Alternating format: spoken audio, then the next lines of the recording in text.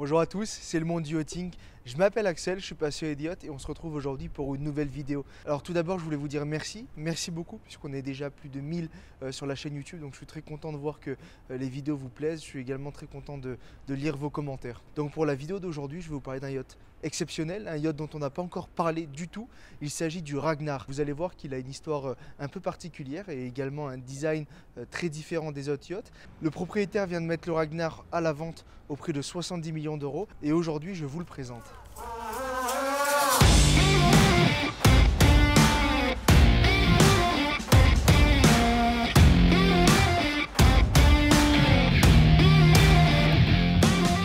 Le Ragnar mesure 68 mètres de long, 14 mètres de large et compte pas moins de 6 ponts. Il a été livré à son propriétaire en 2020, mais la base du navire, c'est-à-dire la coque et une partie de la superstructure, ont elles été construites en 2012. Le propriétaire a fait appel au designer RWD ainsi qu'au chantier hollandais Icon Shipyards pour la construction du Ragnar. Les travaux auront duré pas moins de 21 mois et vous allez voir tout au long de la vidéo qu'un travail colossal a été réalisé. Donc le Ragnar, c'est un yacht explorer inspiré directement de la série Vikings, dont le nom fait référence au personnage principal de la série. Et un yacht explorer, c'est entre autres un yacht capable de naviguer dans des eaux telles que celles du pôle Nord par exemple, qui est capable également de naviguer sur de très longues distances, plusieurs milliers de milles nautiques, donc plusieurs milliers de kilomètres. Et un yacht explorer, c'est également un yacht qui est capable d'être autonome pendant plusieurs dizaines de jours, donc en carburant, en nourriture, etc.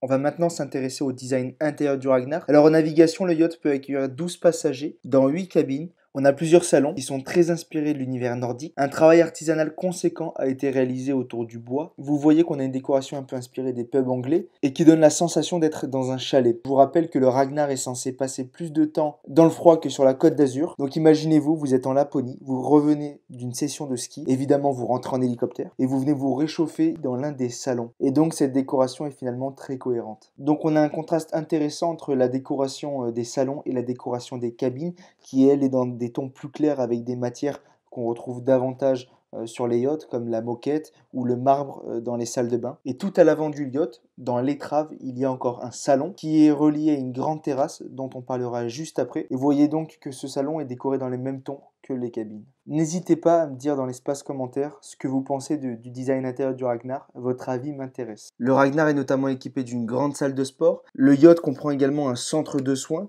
équipé d'un sauna, d'une salle de massage et d'un hammam. Alors on va maintenant parler de la partie que je préfère à bord du Ragnar, donc qui est l'extérieur du yacht. Donc là on a une grande plage arrière qui permet de stocker les annexes ou qui permet même de stocker une voiture. Et on a donc les deux grues. La grue à bâbord qui a une capacité de levage de 10 tonnes et qui est la grue qui était à l'origine sur le Sannaborg. Ensuite, on avance un petit peu et on tombe sur le très large hélipad. Alors, le yacht est capable de transporter un hélicoptère en navigation et il est également capable d'avitailler en carburant l'hélicoptère. Et c'est assez rare de retrouver ces caractéristiques sur un yacht, surtout un yacht de moins de 70 mètres, puisque ça implique des normes et des restrictions assez importantes.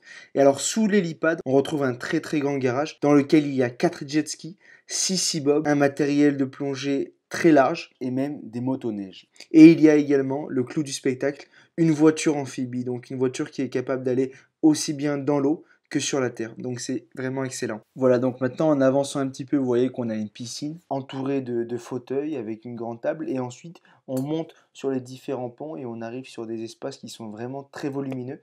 Donc on s'aperçoit qu'il y a énormément d'espaces différents.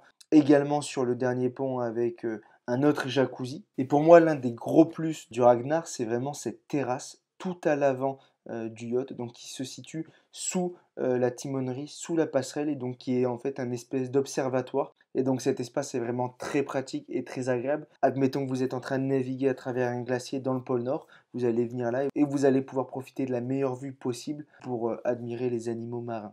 Alors à l'origine, le Sannaborg ressemblait plus à une barge qu'on retrouve sur la Seine qu'un méga yacht qu'on retrouve à Monaco, mais il avait d'excellentes qualités. Son premier avantage, c'est sa coque. Elle est classée Ice 1A Super, ce qui signifie simplement que le navire peut naviguer dans des glaciers de 60 cm d'épaisseur sans aucune assistance d'un autre navire par des températures de moins 31 degrés, ce qui en fait l'une des coques de yacht les plus résistantes. Le navire dispose également d'une motorisation hybride conçue spécialement pour naviguer dans la glace. Il est équipé de 2 moteurs 4 qui viennent alimenter 2 pods électriques pivotants. Ça permet donc d'avoir autant de puissance en marche avant qu'en marche arrière, et ça pour un navire brise-glace c'est essentiel. Le Ragnar affiche une vitesse maximale d'environ 12 nœuds, soit 20-21 km/h, et une autonomie remarquable de 6000 milles nautiques, soit à peu près 11 000 km. Alors passer du Senaborg au Ragnar a été un véritable challenge pour le chantier, puisqu'évidemment on ne prend pas en compte les mêmes besoins pour un navire de commerce que pour un yacht, et donc il a fallu rajouter énormément d'éléments pour assurer le confort des passagers à bord du Ragnar. Voilà, comme vous avez pu le voir, le Ragnar est un yacht spécial, est un yacht complet, avec une multitude de jouets, une multitude de caractéristiques très différentes de la majorité des autres navires. Donc j'espère que cette vidéo vous aura intéressé. Pensez à vous abonner à la chaîne YouTube et au compte Instagram Le Monde du Yachting. Et moi, je vous dis à très bientôt pour une nouvelle vidéo. Salut!